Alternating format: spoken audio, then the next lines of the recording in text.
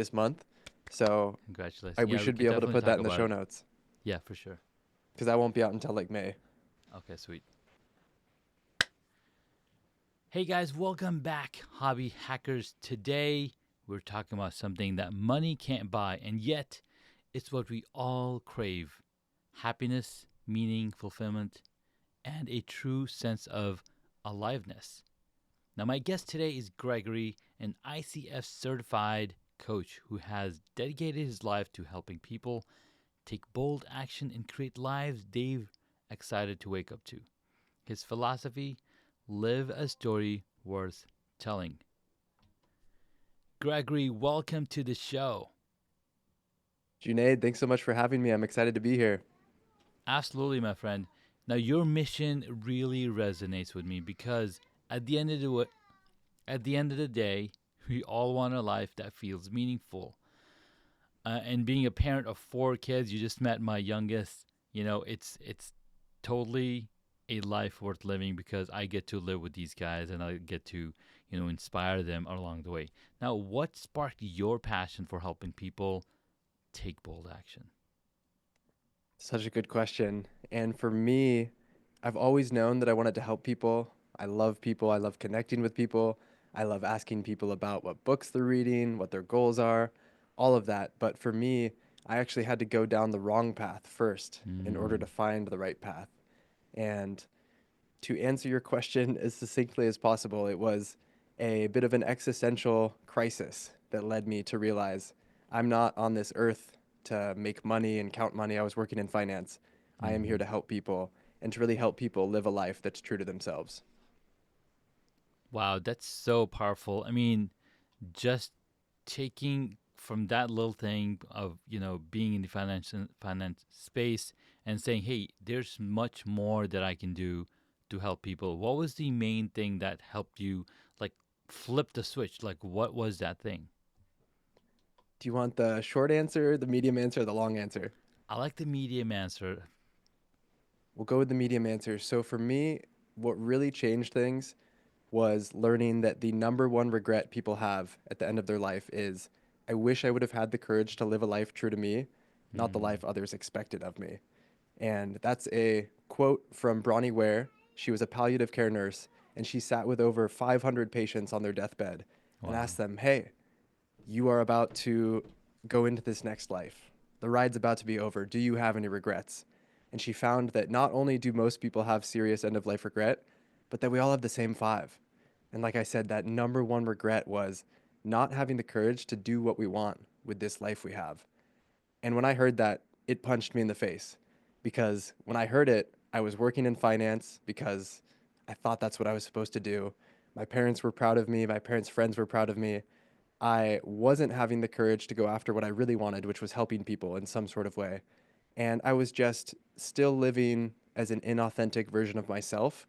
I was wearing a mask of who I thought people wanted me to be instead of taking off that mask and showing the world my Mm. quirkiness, my playfulness, my weirdness, and really showing up how I wanted to show up. Wow, that's so powerful. I mean, there's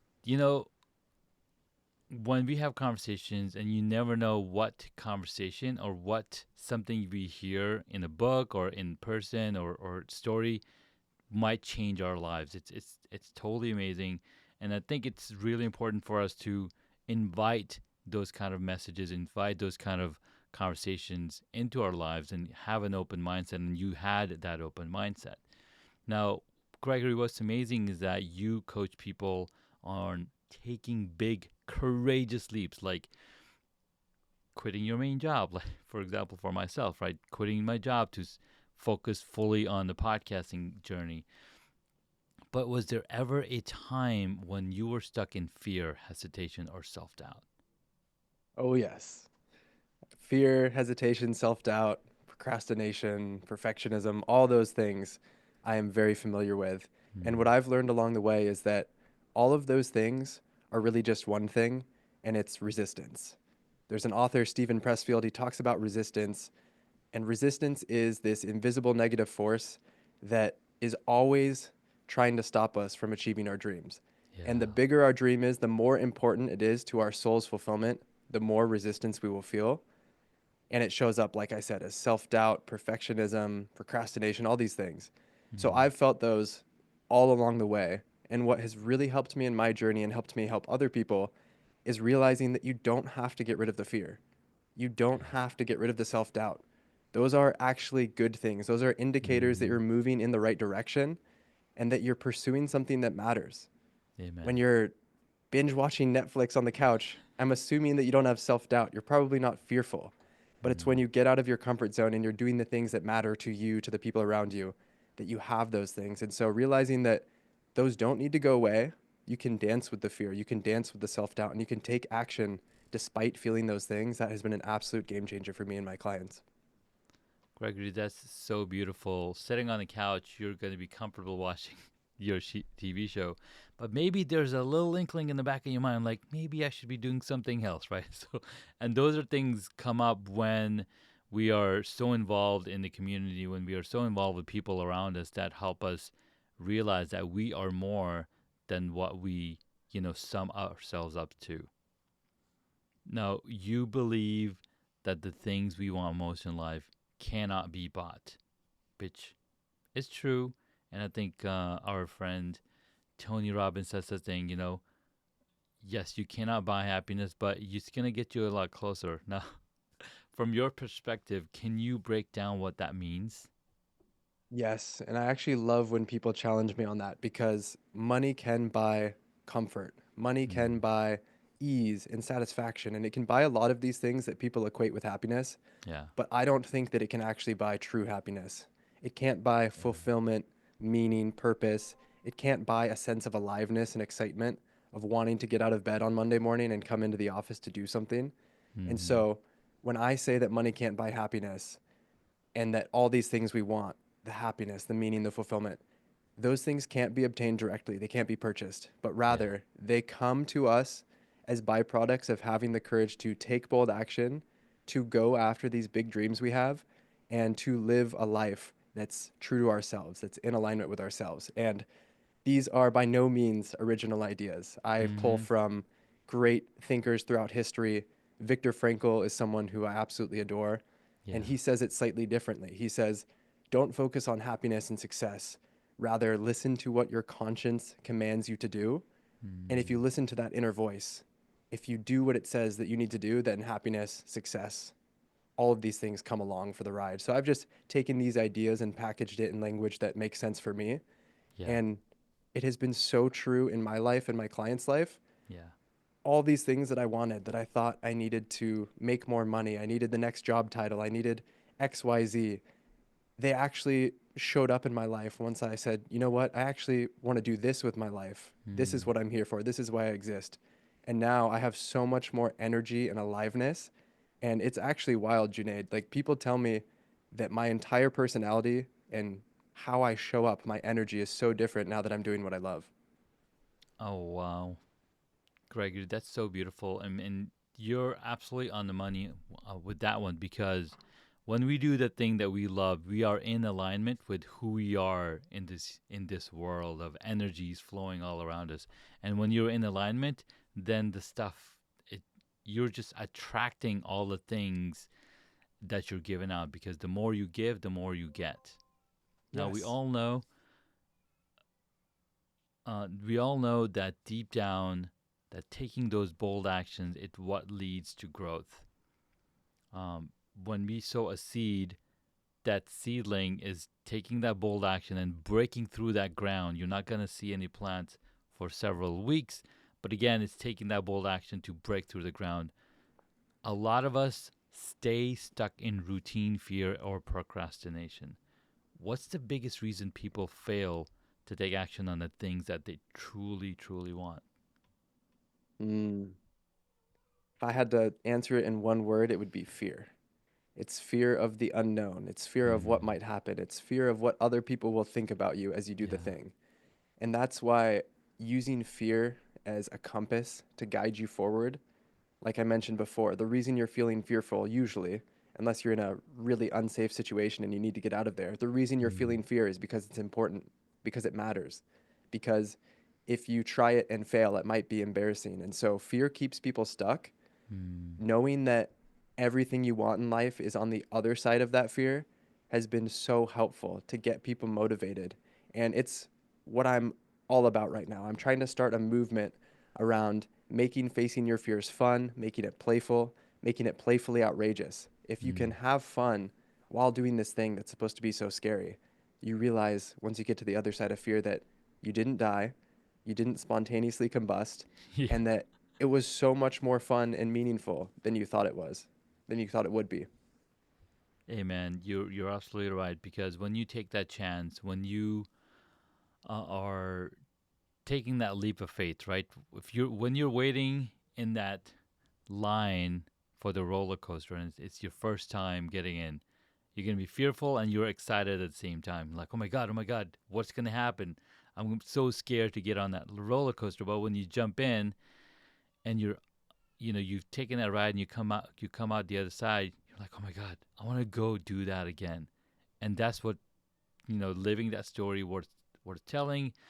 And it's that's what comes down to when you take those bold actions, when you actually go in the direction of the pain. I think it's written that anytime there's a snowstorm and you see a bison, they're going to go into the storm because that's the fastest way out of it instead of staying in one place or trying to run away from it. You are speaking my language. It's crazy that you just said those two things. One, because the bison, that was a saying we used to always say when I was part of this community called Men and Mm. Women of Discomfort.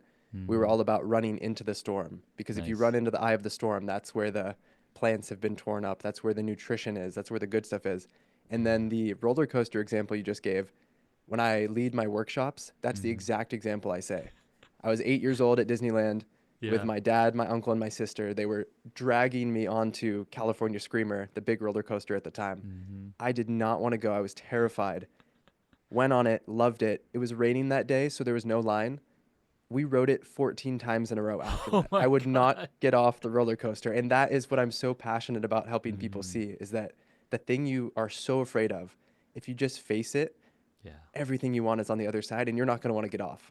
That's so true. It's so true. I mean, um, when I started my podcast, I was like, "What's gonna happen? What is he gonna? What is he even for me?" And me being somebody who likes to take actions, who like to try new things all the different time. I'm literally on the cutting edge of like all the things that you can imagine, and but it took me a while just to start the podcast too because I was afraid. I was like, "Oh my god, what things am I not going to know?" Well, you're not going to know those things unless you actually step on the path and start moving. Yes, 100%.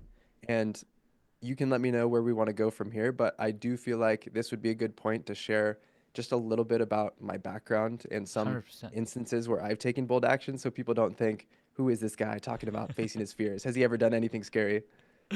Yes, please do share because you're all about living a story worth telling. What's the first step to making that shift and what was the first step that you took? Yeah, so for me, the first step was quitting that job in finance. I quit my job in private equity June of 2020. I had no idea what I wanted to do next.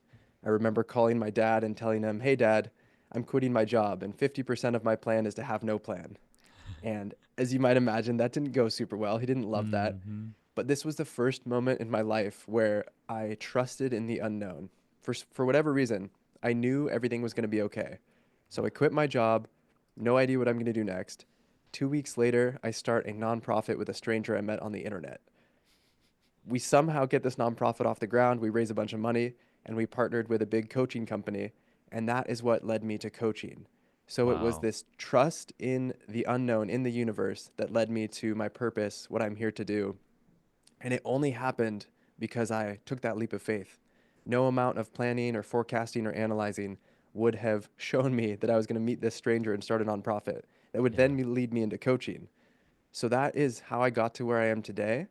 And then now I am all about walking the walk in addition to talking the talk. I love talking about bold action and all these things, Mhm. but I have to back it up.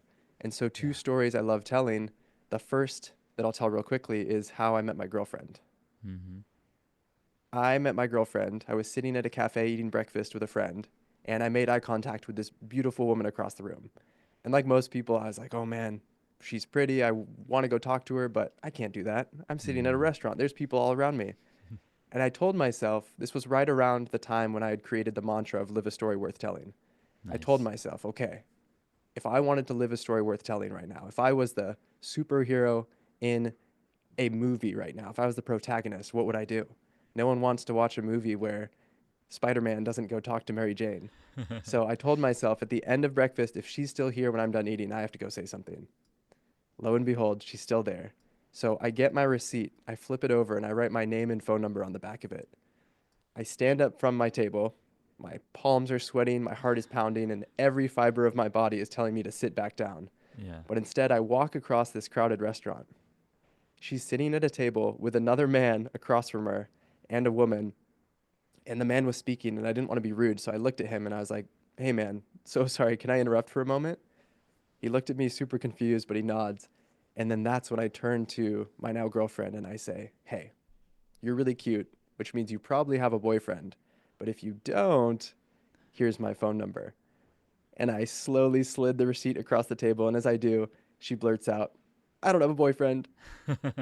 And at that point, I said something. I don't really remember. I pretty much blacked out for the whole thing. I Yeah. was so nervous. But she ended up texting me. And literally this weekend, we're going on a trip to celebrate our 2 year anniversary. Oh my So God. all it took was 10 seconds of terrifyingly bold action, and the universe rewarded me with the best romantic relationship of my life. Wow, Gregory, that's such an awesome story because it showed bold action. You're like, hey, I'm talking about this, or I'm coaching about this. Might as well do it myself. So I'm so happy that you did because that's such an amazing story, and I cannot wait to eventually meet your girlfriend in the future. Now, before we wrap up this episode, let's have some fun with a few quick fire questions. Now, you said you wish you got into race car driving. And if your life was a race, what stage would you be in right now? Ooh. I love that question on so many levels. First, because I don't know why, but something deep down in me feels like I was supposed to be a race car driver. Hmm. I have this feeling that at some point I'm going to get in a race car, hit 200 miles an hour, and things will just make sense. So we'll just put that out there for now. But I would definitely be in the warm up, the putting Hmm. in lots of work. I call it climbing the mountain. That's Yeah. not the a race car metaphor. I don't know what the equivalent would be, but I'm definitely climbing the mountain. I'm definitely building the foundation. Maybe I'm laying the track if we're You're laying talking the in race track or you're terms. building the car that's going to go on the track, right? Because Yeah. Formula One race cars, they have to like program the car, they have to change all of the things based on which track it's going to go on because of the temperatures. Sometimes they're in Dubai, Italy, all the different places. So they have to adapt to the racetrack that they're going to go to. So maybe you're in that stage. I think you nailed it. I'm building the track because I've been coaching full time for 4 years now, Mm-hmm. and I have figured out what works to help people align their life and their Nice. dreams with what they want most. So I know what I'm doing. Bold action has been the best tool to help people get unstuck to move forward. And I've Yeah. gotten really skilled at what I'm doing. But again, I'm just in the foundation. We're building the track so that we can bring in the thousands and thousands of other race cars to come drive with me. Yes. I love it. All right, next up, your favorite TV show is Shrinking. And what's one lesson from that show that applies to your coaching? I love that show. And I love that he calls himself a psychological vigilante because that's what you learn. I'm not a therapist, he's a Yeah. therapist in the show. Mm-hmm. But that's what you learn in coach training is that you can't be too attached to your clients' outcomes and dreams and goals. Yeah. Otherwise, you start to get too involved in their life like he does in the show. Yeah. Yes. It has shown me, though, that you can share a little bit more of yourself than maybe is the textbook definition. You can care a Mm. little bit more. And that's what I really pride myself on doing is that I don't just coach my clients Mm-hmm. behind the screen. I do a lot of coaching on Zoom or Yeah. in the coaching room. I really try and Mm-hmm. get out with them in their life and help them face some of those scary things together. Because a really powerful coaching conversation, it can be life-changing, but so can holding someone's hand as you jump out of a plane together. There are moments for the real human connection that I think go Mm-hmm. beyond the coach client relationship. Yeah, you're absolutely right. There are so many because you build that bond with the person, right? You're building that connection, and the era that we're going through right now, we need a lot more EQ than what was required back then, right? So we see Harrison Ford as the old school therapist, and then he starts like, oh, I guess I'm gonna what's the other guy's name? I can't remember right now. Jimmy, Yeah, he's like, I guess I'm gonna be jimmying it or something. Basically doing the things that he would do, and it was just really cool how the show just came about, and it's there's so many lessons from there. Now, last one, if you could give your younger self one bold action challenge, what would it be? I would give my younger self the challenge of going out and trying to get rejected by as many strangers as possible. That's Mm, something that I did around San Diego for 100 days, and I wish I would no have done it way. sooner Yeah. because you learn so much. You learn one, most people are awesome and kind, and Mm-hmm. even if they tell you no, you're going to share a laugh, you're going to share this moment. And two, it just gets you comfortable with getting rejected and getting comfortable with being uncomfortable because Hundred for percent. so much of my life, and it's something I still struggle with all the time, I'm a Mm-hmm. recovering people pleaser. I want people to like me. I want people to say yes. If someone says no, if someone's not 100% excited with what I'm doing, Mm-hmm. it's hard. So I wish I would have Yes. given that experience to myself younger so that I could just build that rejection muscle and be okay hearing the word no. Because if you're okay with hearing the word no, and again, you're going about all of this in a kind, respectful way, Yeah. you will be rewarded. Amen, man. I read the book by Judging. I don't know if you read it. The rejection therapy, right? He does this for 90 days. He goes to a stranger asking them $100 if he can borrow, and he says no, and he just runs away. He's like, wait, why did I run away? Why didn't I just stay and ask the questions?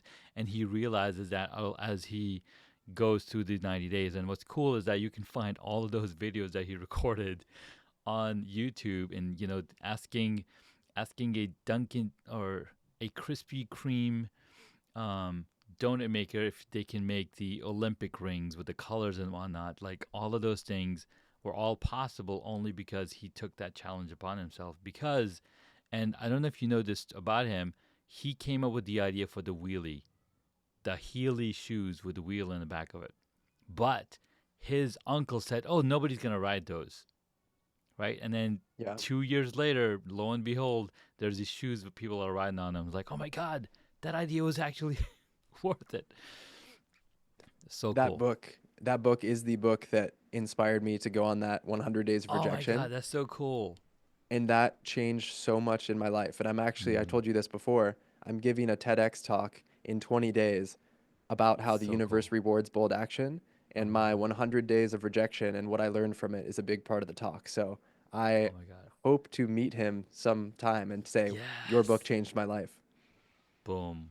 Gregory, this has been so powerful conversation. Thank you so much for taking us through your journey and letting us to get to know you a little bit.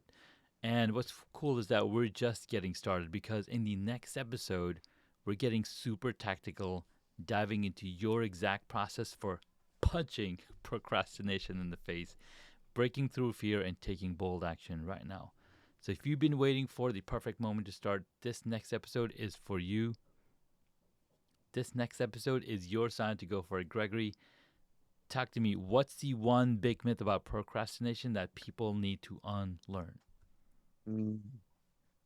The biggest myth about procrastination is probably that you have to wait until you are ready to get started.